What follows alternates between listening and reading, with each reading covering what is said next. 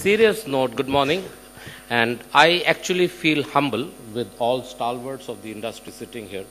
If you heard some of the exaggerated words, I'm a dumb accountant. And the worst, I'm a lawyer. So I don't understand real estate, but I will make a little effort to say a few words. In 10 minutes, I can't give a talk, but I'll just give some foods for thought, and maybe some other occasion we can discuss it. I think if I was to say one word about the imperative of real estate industry, I would use a 5-letter word called trust. I think we need to get trust back into the industry. The second more important word is responsibility. Between real estate and construction, Jensab, if I'm correct, we control 1/5 of the GDP of the country. 1/5 of the GDP, it probably makes us one of the largest employers and largest contributors of any segment. And if I look at a nascent industry as the IT industry, which only came in 2000, it's a 10-year or 11-year-old industry. Y2K is the birth of the IT industry. And look at what they do for their industry, collectively to grow, to train people, and what we do. And I think this is something which needs a little bit of introspection. And it is just not me saying it. Which were the stocks which were hammered most post-2008? And if you talk on a private basis to any stock market investor, he would say that your stocks are probably the most undervalued stocks, even today. But why they are not investing? Because they don't know when they will go up. Which is the worst industry, which is the worst industry for the banks to lend? The least priority, I wouldn't use the worst, the least priority is our industry. And I've sat on the board of banks, I sat on the board of a very large public sector bank, and as I told you, I'm a dumb accountant, so one thing I understand is money. We are probably the most secure industry, because if you put up a plant based on a technology and the plant doesn't work, you have to sell it as scrap.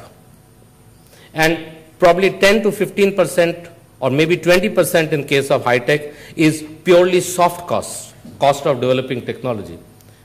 Our land is 60, 70, 80% of the cost, and nowhere, even in the 2008, the land prices did not go down. It was only the building prices which went down in some areas. So if I was a banker, I would look at real estate as probably the most secure lending, and they don't want to touch us. Why? I go back to my first word, the trust, because they don't trust us. And I think that's what we need to do. Let us say with the bank lending for a moment. I've been in the industry for nearly 37 years, not real estate industry, general business industry. And Niranjan is a fellow member of the Institute of Accountants. One of the things, Niranjan, you'll remember we learned that when you borrow, you look at your interest servicing capability first, then you look at your capability to return the loan. So we had words like interest coverage ratios. Who looks at servicing coverage ratios today? In our industry, the profit of a company is 150 crores and his borrowings are 20,000 crores. And he borrows at 14-15%. So instead of having a 20 cover, he has 1/20th of the cover. Why did we do that? We did it for two reasons. Greed, because prices were going up. And second, I blame my stock market friends. Everybody told us that your share is going to be valued on the basis of what land bank you held. So we forgot the basics of business. I come from a manufacturing industry. Besides the selling price and cost, one of the things we do seriously focus on is working capital management.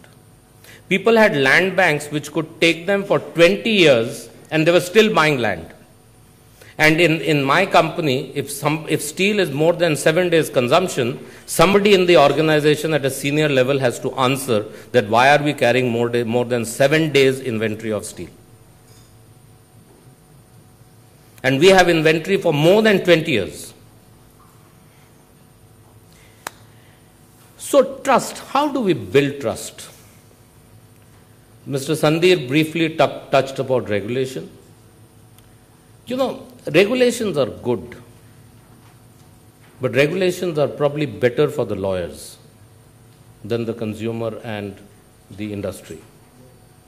I think we have to create self-regulation. We have to discipline ourselves.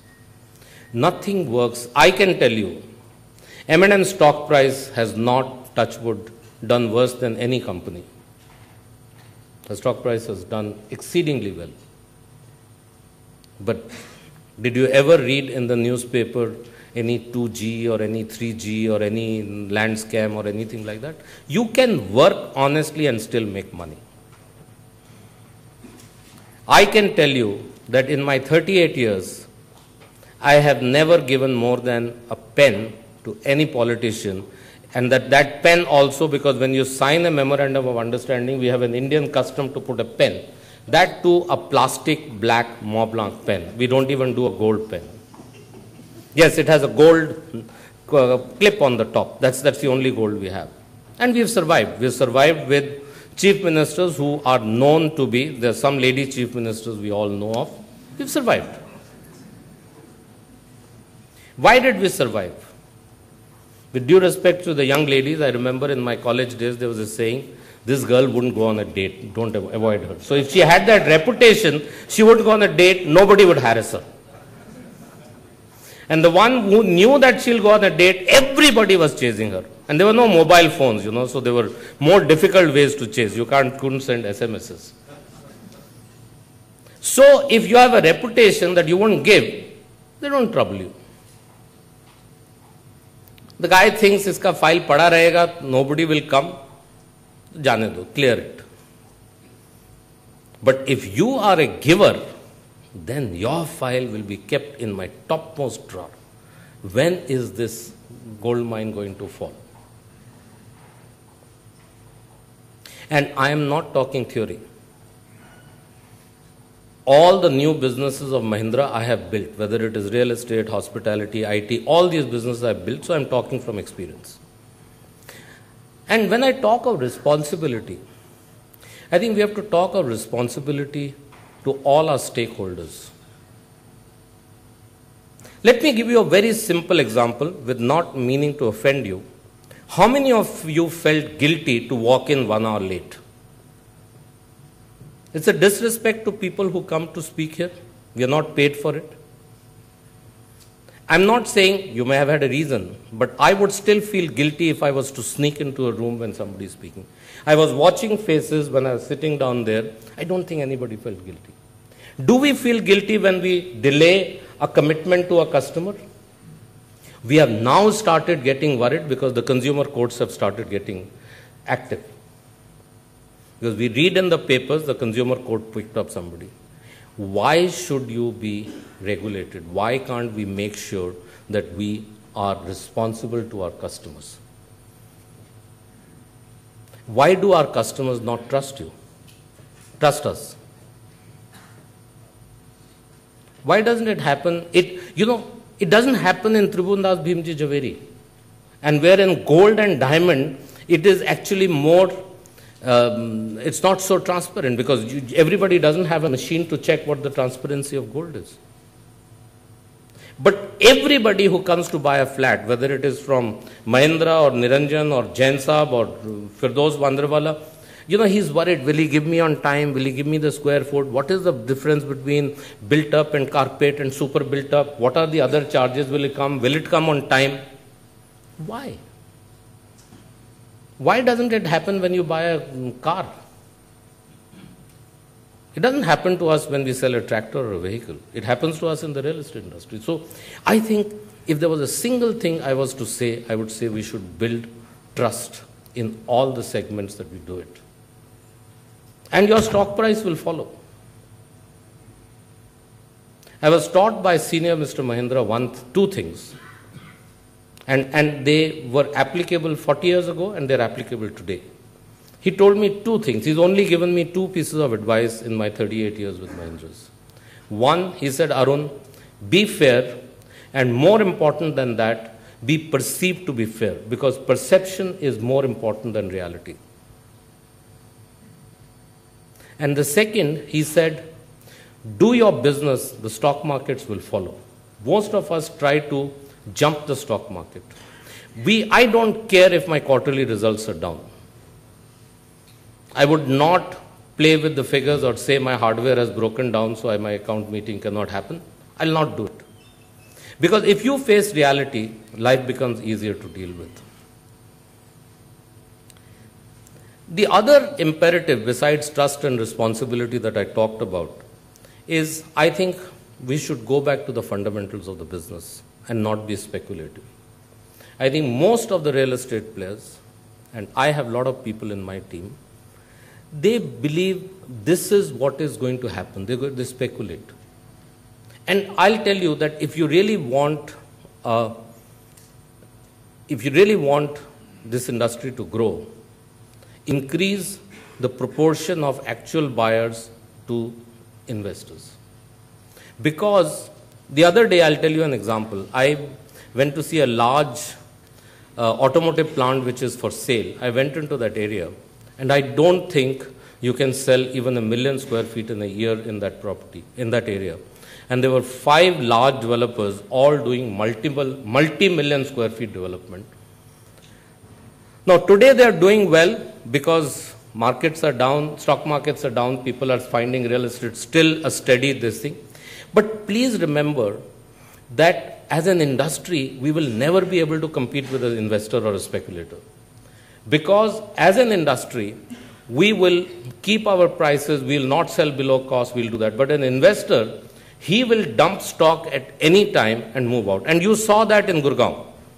When the crisis happened, the biggest drop in prices happened in Gurgaon because that's 80 to 85% investor market. It did not happen in South Bombay, it didn't happen in North Bombay.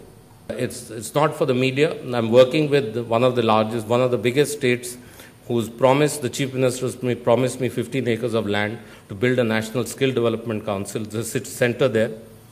The issue is that if you walk into an automotive plant, whether it is our new plant at Chakan, or if you walk into any of the Tata or any Indian, I'm not even talking of the Toyota and the General Motors, you will find that our plants are comparable, if not better, to the best that are being built.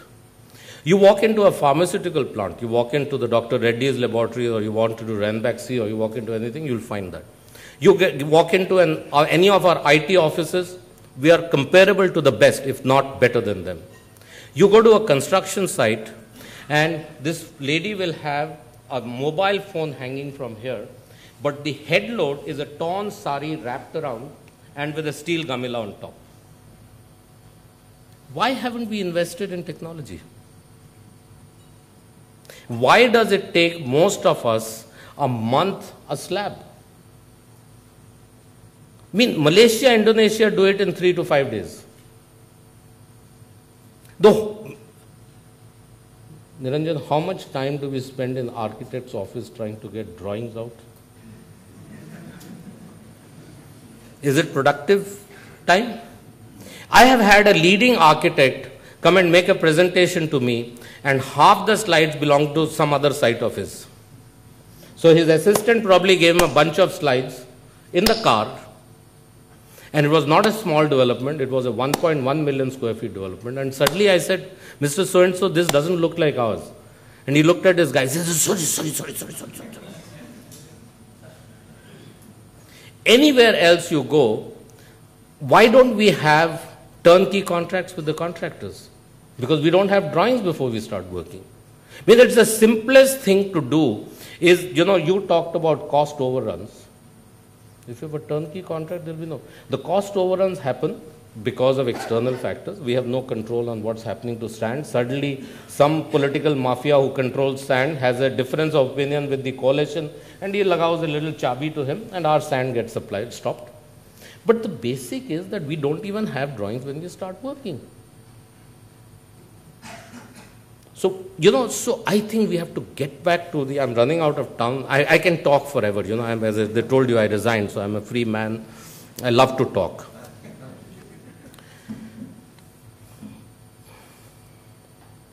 I think we have to be socially responsible. I hate when the company says, Department of Company Affairs says that we're going to put a surcharge of that you have to put 2% of your profits into CSR. I wasn't due to retire. As president of Mahindra & Mahindra, which is a 60,000 crore company, I somehow felt that I have a social responsibility to give back. I gave up a fat salary and a fat commission and a fat ESOPs to work with old people. It's not sexy. Working with old people is not sexy. If I had gone and become an Anupam Kher because we have a lot of similarity, it would have been sexy. I think we all need to be socially responsible. And I'm not saying you retire your jobs and come and work with me because you're not my age. But at least do something for the environment that gives you what you've got. Somebody subsidized your education. Somebody subsidizes, in fact, the rich get subsidized more by the poor, let me tell you that. We pay less taxes in terms of municipal taxes because we have motorized showers in our bathrooms, whereas a poor fellow has to stand up in the morning and go a bucket of water, or he sometimes buys it from a tanker at 20 rupees. We don't even know how much we pay for our water. We use more of the social infrastructure. That guy goes in a bus, we go in a car, so we actually get more from the state. How many of us think about these things? I think we need to give back in our own way. And I'm not at all suggesting that you should do what I did. But do a little.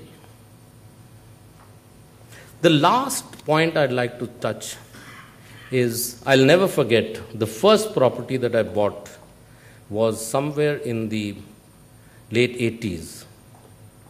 And I remember that you were not even given a minute to sign the form. There was a printed document and you signed it. You didn't even know what the terms were. You just bought that. I think the consumer courts are going to become more and more active. You've seen that. It's not good in a larger sense, activism of judiciary. I believe judiciary has a role to play and judiciary is maybe overstepping. But the fact is that we are also responsible because we have brought it to a situation because we manage the system. Forget managing the system. We all think. I remember the worst time I had a parent, worst time I had in parenting my son was when he was 17 years old because he wanted a driving license and I said, no, till 18 you'll not get it. And he used to grumble every evening at home to say that his friends have said that for 500 rupees they can manage a birth certificate and a driving license, and you're not willing to give me 500 rupees. I said, no, it's not a question of 500 rupees. It's a question of being right. And I can tell you with a lot of pride that my son did better than most of them. Because he understood, today he realizes what the value of being right is. Similarly for the consumer, I think we all survive because, we may have lots of money, may have the best designs, we may have the best technology, but if you do not respect your customer, you are not going to survive. What's the number one point in Mahindra and Mahindra for our people for their, what we call the performance bonus? Is their CAP score. How many of you have heard of CAP score? No one has heard of CAP score? We measure every business in terms of consumer as promoter. That means when the consumer becomes your promoter, why is the XUV getting so much of demand? Because the consumer goes and tells people. We give the highest weightage for employees in their performance bonus on CAP score, that what does his business, what is his CAP, how many people would say that we recommend this? And when we measure the CAP score, only on a 0 to 10 scale, people who get above 8 is used at the numerator, and people who get below 4 are used as a denominator, because 5 to 8 we believe are fence sitters. You know, they're just filled in a form. So while on the top end we only take 2, on the bottom end we take 4. So if you've marked 1 to 4, and you know, we don't care for our customer.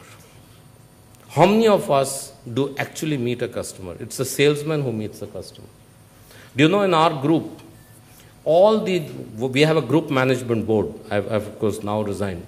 Every group management board member had a geographical responsibility. So the guy who's running auto business, or the guy who's running the hospitality business, Club Mahindra, if he's gone to Calcutta for some work, he would go and meet the dealer, he'll go and meet the service center fellow, he will meet the customer, and he will give a feedback on what he thinks about it, because it's an independent way of doing it.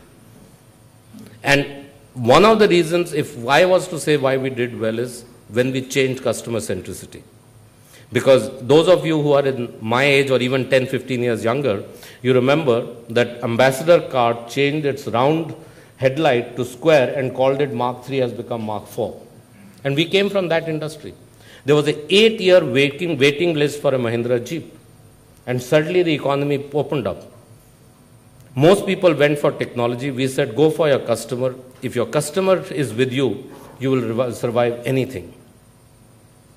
So please learn to respect your customer. But going back, please create trust in the industry and be a responsible social citizen. Thank you.